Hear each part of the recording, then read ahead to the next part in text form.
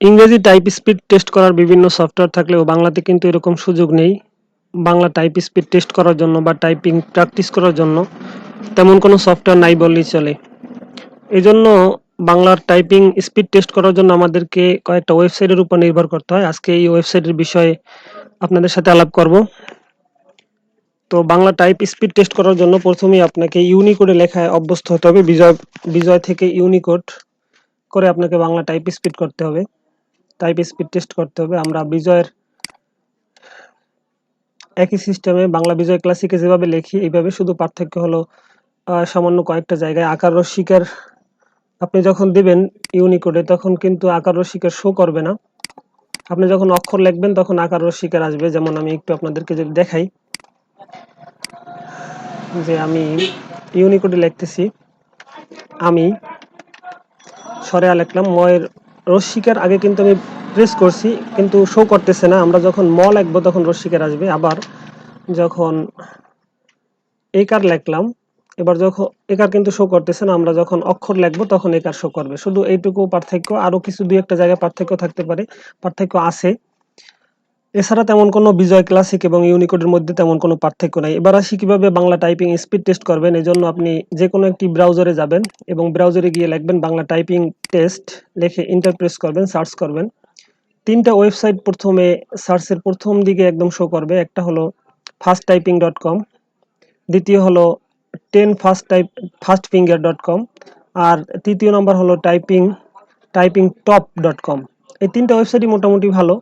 তো আমি যেটা দিয়ে সবসময় টাইপিং করি বা আমাদের স্টুডেন্টদেরকে সাজেস্ট করি এবং টাইপিং স্পিড টেস্ট করি সেটা হলো fasttyping.com। fasttyping.com এর উপর আমি ক্লিক করলাম।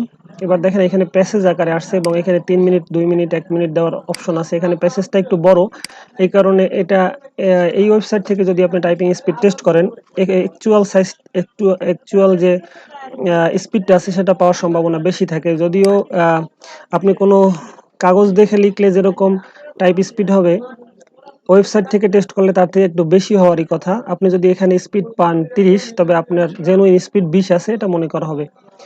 এছাড়া আরও দুইটা যে ওয়েবসাইট আছে ওই দুইটার মধ্যে 10 ফাস্ট ফিঙ্গার, এই ওয়েবসাইটটা 1 মিনিটের বেশি বাংলা টাইপিং টেস্টের জন্য নির্ধারণ করা যায় না।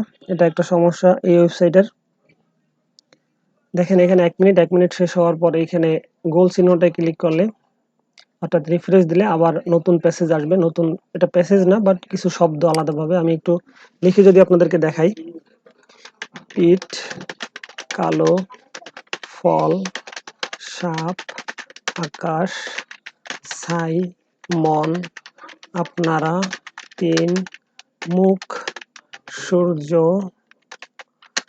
কিছু, চেপ, পুকুর, গলা, চিপা, বহা, আমি, বন, লাল, কান, ভাষা, সারা, বছর, ময়লা, ভাবা, শিকার, বরফ,